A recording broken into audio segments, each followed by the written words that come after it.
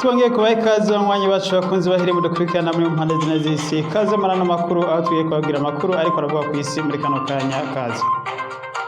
Twongeye kubaha ikaze rero murano makuru twibutsa kugira sabone canke kugira subscribe bakoresha ururimi rw'icongereza. Kaze murano makuru, amakuru yacu no musi tugiye kubabwira muri kano kanya. Turabwira amakuru avugwa muri Ukraine ndetse no mu Burusiya, turabwira n'avugwa muri Amerika, turabwira n'avugwa mu Bushinwa ndetse turabwira n'avugwa muri Turkiya n'ahandi. Kaze ni murano makuru. Kaze rero murano makuru nkuko twitwagiye tuheje kubabwira amakuru yacu tugiye kuyatangura n'ubundi muri Ukraine aho intambara ibandanya, intambara y'ikirahuza igihugu cy'u Burusiya ndetse n'igihugu ca Ukraine. Intambara zikaba ziko zirakomeza mu gace ka Donbas region neza mu karere ka Luhansk ndetse no mu gace ka Severodonetsk. Aha rero hakaba hariko harabera imigwano isa nuko ari ya nyuma ku Burusiya kugira ngo bufate kano gace, ndetse bikaba biboneka ko Uburusiya bwamaze kwigina intsinzi kuko Urusiya no munsi bwazirutse umenyesha ko umaze gufata ibice 95%. Ibi rero akaba kugeza iyi saha tuvuze ino nkuru igihugu ca Ukraine kikaba kitarabeshuza. Tubibutse ko rero kuva ku munsi w'ejo Uburusiya bwamenyesha ko bwari bufise ibice 70% vya kano gace, ariko no munsi rero bukaba bwazirutse umenyesha ko bufise ibice 90%. Ku ma video rero igihugu c'Urusiya cashitse habona mu kanya berekanye bariko bategura amabombe n'amamine yasizwe n'igisirikare ca Ukraine mu buce bamaze kwambura igisirikare ca Ukraine, aho biboneka ko rero igice kinini cyane gose ca kano karere kose kiri mu bingwe y'igihugu c'Uburusiya, aho gitanguye gukora ibikorwa byo gutegura amamine n'amabombe yasize atezwe n'ingabo za Ukraine mu gihe zariko ziva muri bino bice zisanzwe zifisemo ibirindiro. Ubu rero intambara ziko zibera mu gace ka Severodonetsk, aho bisa n'ahari ku mupaka wa nyuma, aho ariho cyo kirindiro ca nyuma igisirikare ca Ukraine gisigaranye, ndetse kikaba igisirikare ca Ukraine cazibiye ibarabara hari yitwa ko ari ryo barabara rikuru ryinjira muri kano karere, ari highway canke autoroute. Iryo barabara rero niryo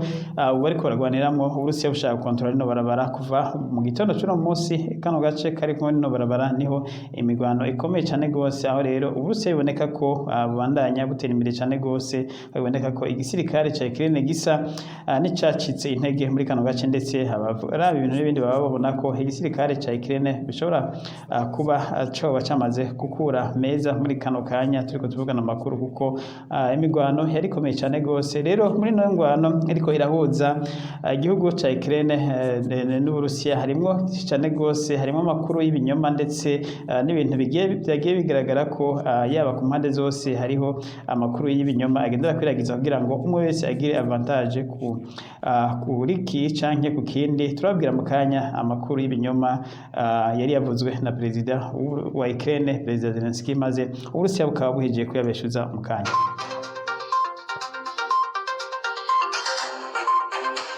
Amakuru y'ibinyoma rero nk'uko twabwiye muri ino ntambara haruzuye cyane gose, aho bamwe bose babikoresha kugira ngo bagire avantage kuri iki canke kiriya.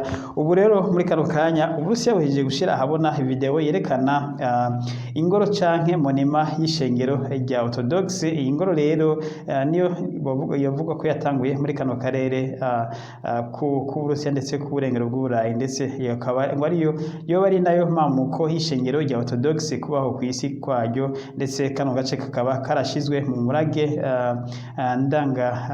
mu murage ndetse w'isi wemewe na inishirahamwe mpuzamakungu UNESCO. Aha rero ku munsi w'ejo Perezida Zelensky akaba yari yapostinze video ku rubuga rwiwe yerekana ko kino gice ngo Urusiya ataco bwibanda ngo nibirango vy'ukwemera kw'Abarthodox ngo ku Urusiya bwabusambuye.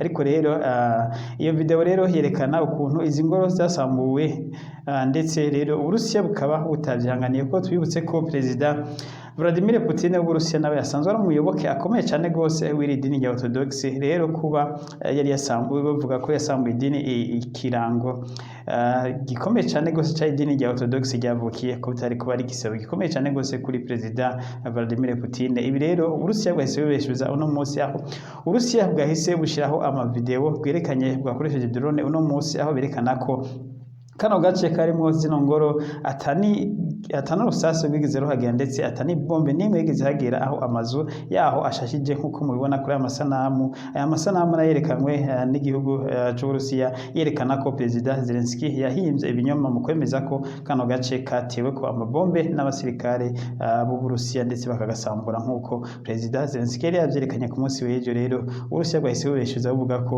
Perezida Zelensky akoresha mu propaganda muri nta ntambara, ibyo avuga byose ari ibinyoma gusa atakuri akoresha, aho kuvuga ngo kukuri kumeze akoresha ibinyoma. Rero Uburusiya bwahise kwerekana iyi video bwerekana ko ingoro ikingiwe utigeze butera, cyane cyane ko Perezida Putin nk'uko tubabwiye asanzwe ari umuyoboke akomeye cyane gose w'ishengero Orthodox.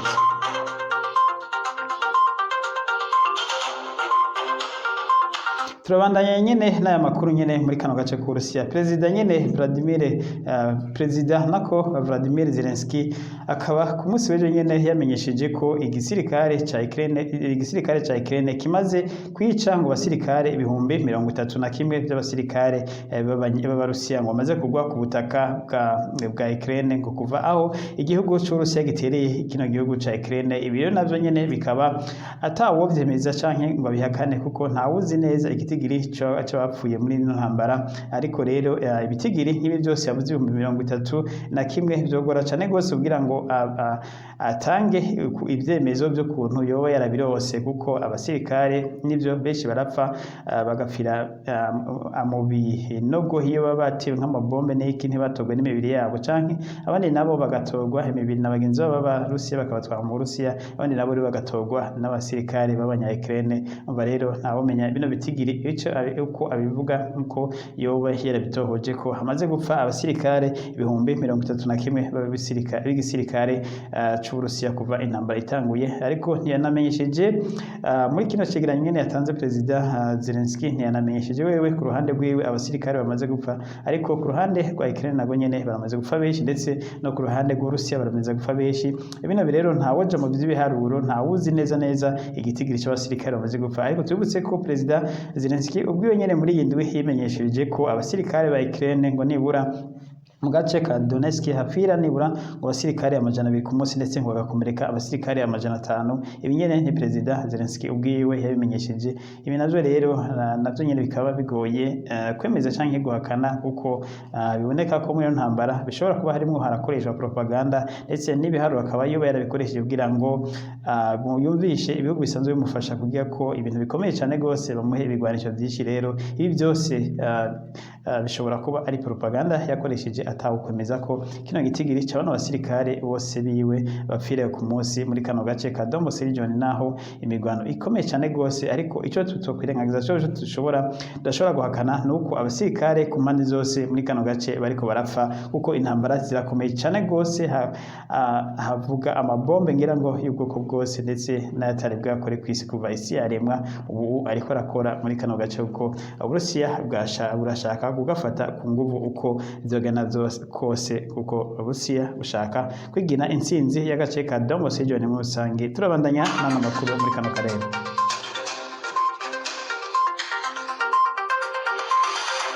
Ayandi makuru nyene rero muri kano karere kano gace ka Donbas region, igisirikare c'Uburusiya biciye ku muvugizi w'igisirikare c'Uburusiya Igor yamenyesheje ko intara ya Mariupol bamaze guheza gutegura imitego yose yari yatezwe mu kivuko ca Mariupol. Ko rero ikivuko ca Mariupol ubu kiri tayari ko abantu bashobora kugikoresha, ndetse akavuze ko ikivuko ca Mariupol ni Perezida Zelensky yarekura ingano zishobora gutangura gucaho ngo bakoresheje amato ya gisivile. Ngo amato ya gisivile rero igisirikare c'Uburusiya kikaba kizoyareka akarengana atwaye ingano ahazo zitwaye hose. Ivyo vyamenyeshejwe n'umuvugizi w'igisirikare c'Uburusiya ndetse n'umushikiranganje w'imigenderanire n'andi makungu, aho yarari mu rugendo yari yagiyemwo ejo muri Turiki. Akaba yarabajijwe ico kibazo, nawe akaba yamenyesheje ko Uburusiya ata kibazo bufise, ko ikibazo gifise Zelensky igihe Zelensky yorekura ko ingano zisohoka zikagenda,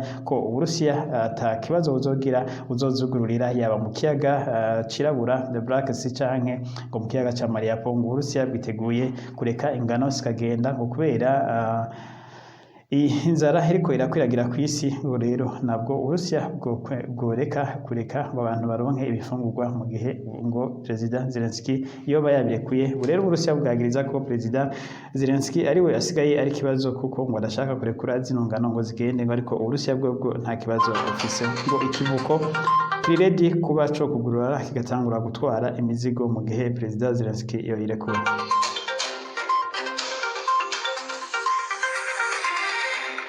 Tuve ngaho rero tubandanye n'amakuru nyene avuga muri kano karere hakurya yaho gatoya dusimbire muri Tiriki aho igihugu ca Tiriki nyene bisanzwe naco nyene kiri hafi yaha cari kimaze imisi perezida waco yaramaze imisi avuga ko agiye gutera mu gace kamwe mu gice ca Syria aho ngo agomba gukirera nibura mu birometero 30 ngo byo kugira ngo kingire umutekano w'igihugu ciwe. Ankara rero ibi yari yemaze imisi yamenyesha ndetse kandi yanamenyesheje mu nama nshinga amategeko ko agiye gukoresha operation y'igisirikare ngo akingire igihugu ciwe kubera imigwi y'iterabwoba ngwiri muri ako gace ayigizeyo. Ibi rero bikaba bitakiwe neza n'Uburusiya kuko Uburusiya busanzwe bushigikiye Perezida Sarashad wa Syria ndetse iyo migwi rero Ankara adashaka muri ako gace ikaba ari imigwi isanzwe n'ubundi ishigikiye Perezida wa Syria Sarashad.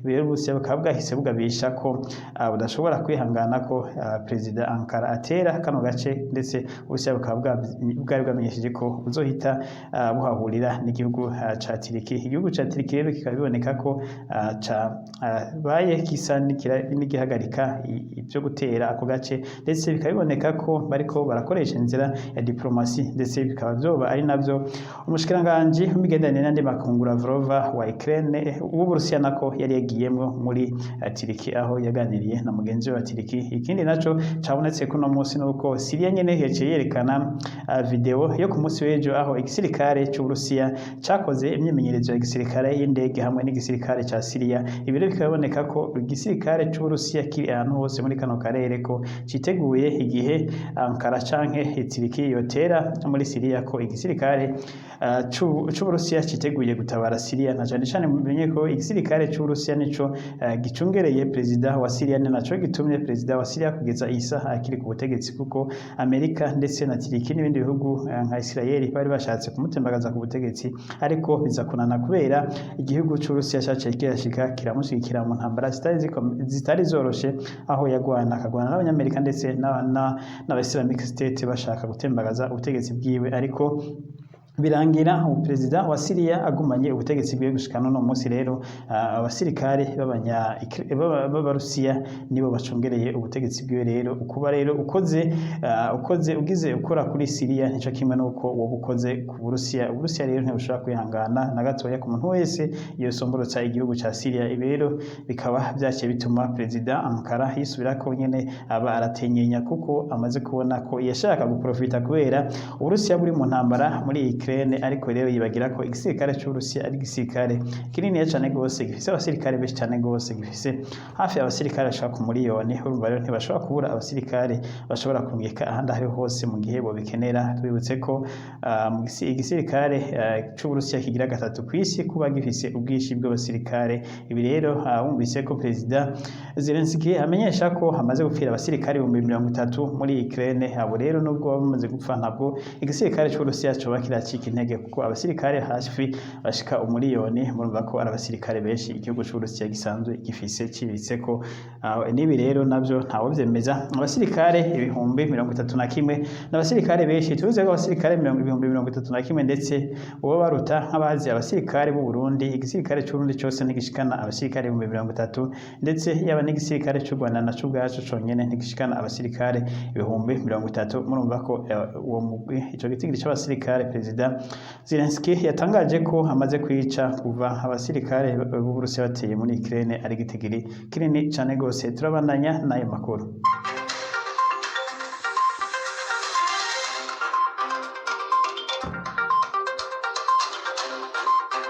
Tuve rero muri hano muri Syria tuve ngaha nako muri Syria tukirindiriye ko Ankara atisubirako ngo atere kino gihugu canke azokwemera kuhatera agahurirayo n'Uburusiya. Reka turindire turabe iyo bitera bija, tuve ngaho rero duce dusimbira muri Amerika.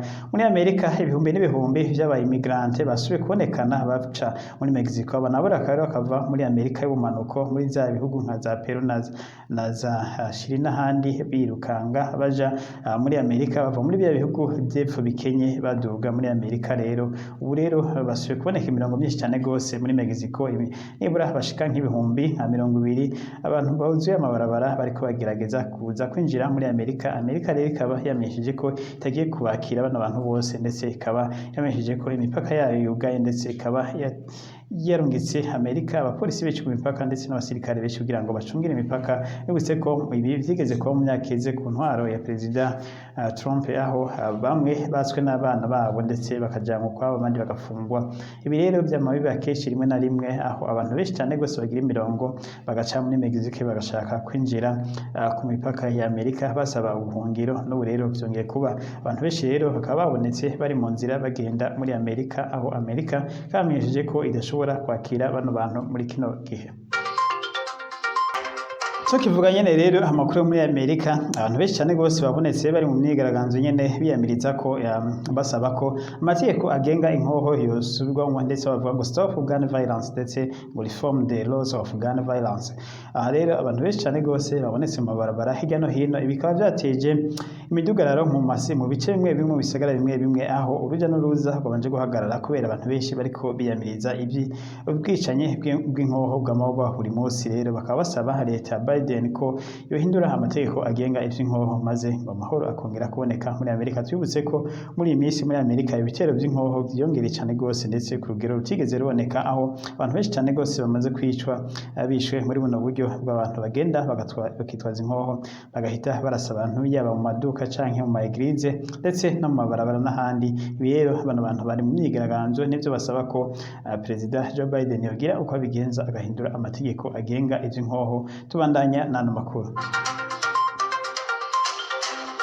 Reka turangize amakuru tubabwira ayavugwa ku mugabane wa Afrika. Ku mugabane wa Afrika rero amakuru ariko aravuga nyamukuru nayo muri Afrika y'Epfo. Perezida Cyril Ramaphosa atwara igihugu ca Afrika y'Epfo akaba ageramiwe cyane gose, ndetse akaba nawe nyene ashobora kubogozwa nk'abagenzi be. Tubibutse ko abaperezida ba Afrika y'Epfo kenshi cyane gose kuri manda ya kabiri bakunze kubogoza, guhereye kuri perezida wa mbere yasubiriye, guhereye kuri perezida Zuma nawe yarabogoje, ndetse na perezida Thabo Mbeki nawe akaba yarabogojwe atarangiza manda yiwe. N'ubu rero ubu nawe hashikiriwe Cyril Ramaphosa nawe kaboneka ko ageramiwe. Ku munsi w'ejo rero arabaye imyigaragambyo yo gusaba ko yotanga imihoho iyi, na cyane cyane ikaba yarongowe na Julius Malema arongoye umugambwe wa Freedom Fighter. Kaba bamwagiriza ko yavyuye amategeko y'igihugu, aho bavuga ko ngo ariwe ashigikiye iby'ijya ry'ibiturere rirenze urugero muri Afrika y'Epfo, ndetse akaba ari